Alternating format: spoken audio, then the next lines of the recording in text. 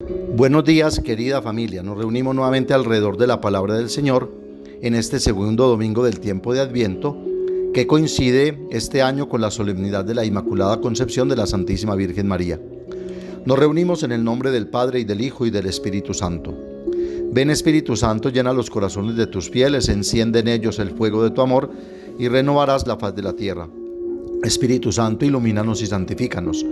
María, Madre de la Iglesia, ruega por nosotros. La primera lectura está tomada del libro del Génesis, capítulo 3, versículos 9 al 15 y versículo 20. Salmo 97. La segunda lectura está tomada de la carta de San Pablo a los Efesios, capítulo 1, versículos 3 al 6 y 11 al 12. Lectura del Santo Evangelio según San Lucas, capítulo 1, versículos 26 al 38. En aquel tiempo el ángel Gabriel fue enviado por Dios a una ciudad de Galilea llamada Nazaret, a una virgen desposada con un hombre llamado José, de la casa de David. El nombre de la virgen era María. El ángel, entrando en su presencia, dijo: Alégrate, llena de gracia, el Señor está contigo. Ella se turbó grandemente ante estas palabras y se preguntaba qué saludo era aquel. El ángel le dijo: No temas, María, porque has encontrado gracia ante Dios. Concebirás en tu vientre y darás a luz un hijo, y le pondrás por nombre Jesús. Será grande, se llamará Hijo del Altísimo. El Señor Dios le dará el trono de David, su padre, reinará sobre la casa de Jacob para siempre, y su reino no tendrá fin.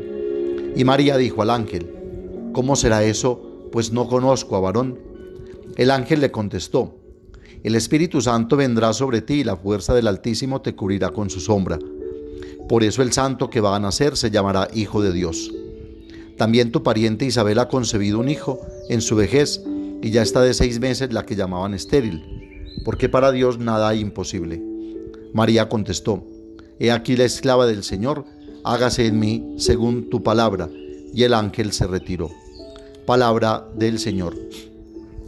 Abraham concibió a Isaac por la fe en la promesa de Dios, y fue padre de muchos pueblos. Romanos 4, 18, 22. Asimismo, María concibió a Jesús por la fe. La concepción virginal de Jesús fue obra del Espíritu Santo, pero a través de la fe de María. Siempre es Dios quien obra, pero mediante la colaboración del hombre. Creer, en efecto, es responder con confianza a la palabra de Dios, acoger sus planes como si fueran propios y someterse en obediencia a su voluntad para colaborar con ellos y llevar a buen puerto los designios de Dios, como supo hacerlo María. La fe requiere siempre, primero, confianza en Dios, y segundo, la profesión de lo que se cree, ya que con el corazón se cree para obtener la justicia, y con la boca se hace profesión de fe para obtener la salvación. Romanos 10:10. Una vez reconocida como verdadera la palabra de Dios, María creyó en la concepción virginal de Jesús, y creyó también en la voluntad de Dios de salvar a los hombres pecadores. Ella lo quiso y se adhirió a ese plan, dejándose involucrar. Aquí estoy, aquí está la sierva del Señor, que se cumpla lo que me dijiste. Prevaleció pues en María el sí, y se derrotó el no que había pronunciado el hombre en el jardín, cuando se dejó tentar por la astucia y no dejó prevalecer la razón y la inteligencia para alcanzar a Dios. De la fe de María nacieron pues Jesús y la Iglesia. Por eso, junto con Isabel, que exclamó: Bienaventurada la que creyó que se cumplirían las palabras del Señor, Lucas 1:45. Hoy cada generación la proclama bienaventurada, Lucas 1:48. La Iglesia tiene la tarea de continuar la misión materna de María en el mundo, la de comunicar al Salvador del mundo. El cristiano de hoy debe hacer suyo el plan de Dios, que quiere que todos los hombres se salven y lleguen al conocimiento de la verdad, 1 Timoteo 2:4.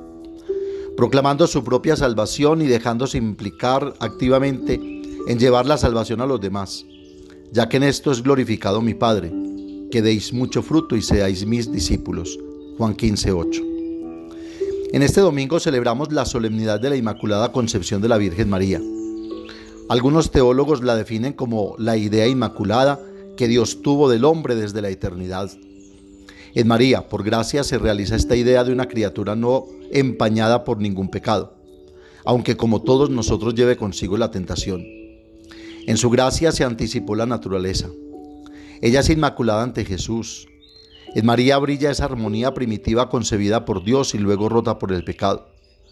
Dios, con todo su amor, preparó a la que había de ser madre de su Hijo. Por otro lado, ¿cómo nos habríamos comportado si hubiéramos podido elegir a nuestra madre? Probablemente hubiéramos elegido la que tenemos, pero la habríamos colmado de todas las gracias. Dios así lo quiso y así lo hizo con María. Aunque debemos decirlo de entrada, si bien María fue preservada del pecado original, ello no quiere decir que en ella no se experimentaran las tentaciones a las que estamos sometidos todos los humanos, y como estuvo sometido incluso Jesucristo. Pero la diferencia es que ellos fueron capaces de obedecer en todo a la voluntad de Dios, sin objeciones, dilaciones o condiciones. Porque como dice San Agustín, el pecado no está en la tentación, sino dejarse llevar por la tentación. Y María y Jesús vencieron la tentación y nos enseñaron a nosotros a vencerla también. Por eso estamos llamados, como dirá San Pablo, a ser nosotros inmaculados en el amor. María es nuestra compañera de camino en la fe y nos ayuda a nosotros a encontrar en la voluntad de Dios nuestra felicidad y realización. Y como dice Alessandro Pronsato, María de Nazaret nos asegura que no hay nada que perder dejándose enriquecer por Dios. No hay nada feo que temer cuando se padece la fascinación de la belleza. Qué estúpido es quedarse pasmados ante un solo árbol cuando existe un inmenso jardín intacto por explorar. Hasta aquí Alessandro Pronsato. Queremos captar dos aspectos del Evangelio de este domingo. Primero, el sí de María, que se define como sierva del Señor. Y segundo, el imposible que Dios obra en quienes se abren a Él. Primero, María nos enseña a decir sí al Señor. Ante el anuncio del ángel, María hace un comentario: soy la sierva del Señor. Ella no se considera una reina poderosa, sino una sierva humilde. Apelativo que identifica en la Sagrada Escritura a los amigos de Dios, a quienes a lo largo de toda la historia de la salvación se han aprestado para dejar a Dios gobernar y reinar. Nosotros, en cambio, ¿cuántas veces deambulamos sin rumbo, sin saber quiénes somos realmente y qué debemos hacer con nuestra vida, tanteando en busca de nuestra identidad?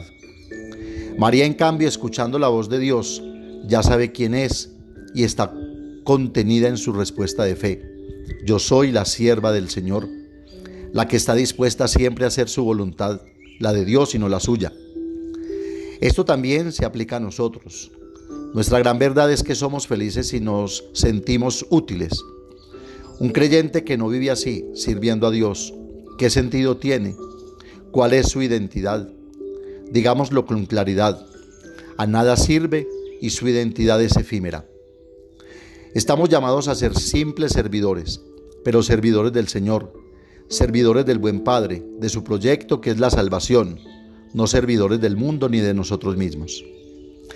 El mismo San Pablo nos recuerda: servid a Cristo Señor, Colosenses 3:24. No debemos servir a aquello que no merece nuestro servicio. María, con su sí inmediato, con su hágase en mí según tu palabra, dice y demuestra que hay un Dios hermoso al otro lado, o más bien dentro de ella. Ante el sí de María, gozoso e inmediato, nos hace bien preguntarnos y meditar sobre nuestro sí diario dicho al Señor: el sí a la oración, el sí al servicio, el sí sufrido a la aceptación de las tribulaciones, el sí a las incomprensiones, que por supuesto no es un sí a la resignación o a la pusilanimidad, porque no hemos recibido un espíritu de debilidad, sino de fortaleza. Segunda Timoteo 1:7-9. ¿Existen en nosotros estos sí? El paso más adelante que da María, y aquí demuestra su inteligencia y en la fe, es creer en lo imposible de Dios. Este es el segundo aspecto. Desear a una mujer que se case el nacimiento de muchos hijos es algo hermoso y natural.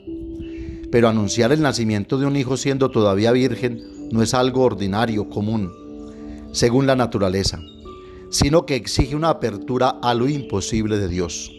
Entonces, ¿qué es abrirse al poder de Dios? Es abrirse a la gracia de Dios que hace surgir la vida donde no lo hay, porque Dios hace lo imposible. Dios no es imposible. Todo lo puedo en aquel que me conforta, dirá Pablo en Filipenses 4:13-15. Jesús dirá: A Dios nada le es imposible. Lo que es imposible para los hombres, para Dios no. Aquí en Dios está la categoría de lo imposible.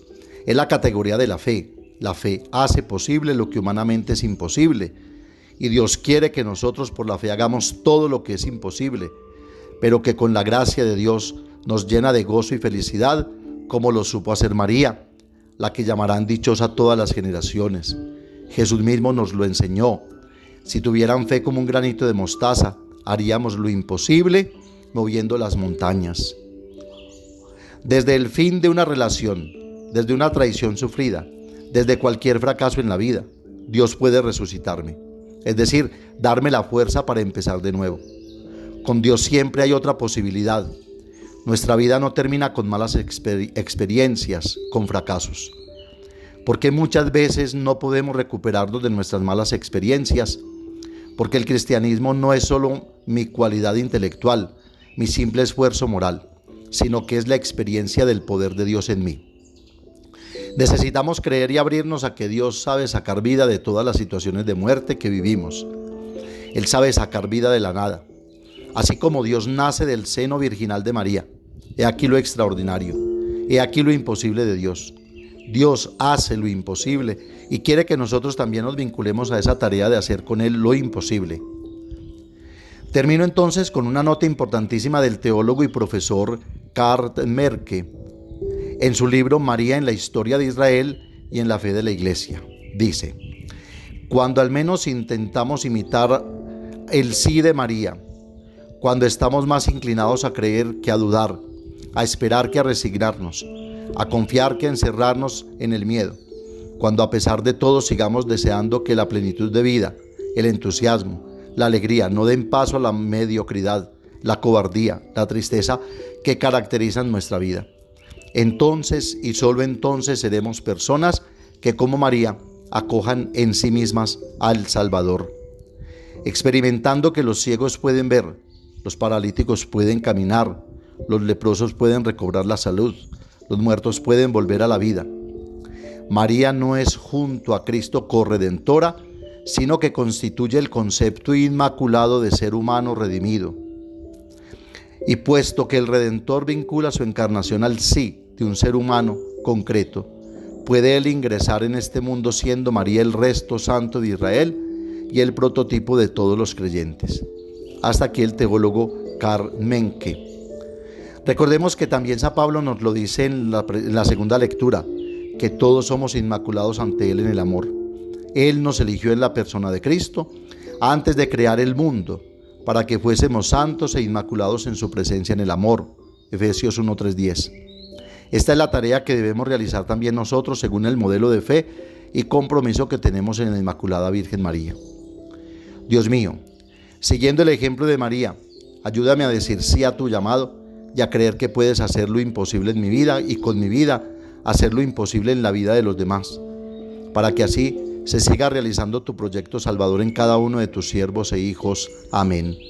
Padre nuestro que estás en el cielo, santificado sea tu nombre, venga a nosotros tu reino, hágase tu voluntad en la tierra como en el cielo. Danos hoy nuestro pan de cada día, perdona nuestras ofensas, como también nosotros perdonamos a los que nos ofenden. No nos dejes caer en la tentación y líbranos del mal. María, Madre de la Iglesia, ruega por nosotros. El Señor nos bendiga, nos guarde de todo mal y nos lleve a la vida eterna. El Señor esté con ustedes. La bendición de Dios Todopoderoso, Padre, Hijo y Espíritu Santo, descienda sobre ustedes y los acompañe siempre. Que tengan un feliz domingo, un buen descanso y una feliz semana en el Señor. Y recuerden que los padres de la parroquia los queremos mucho.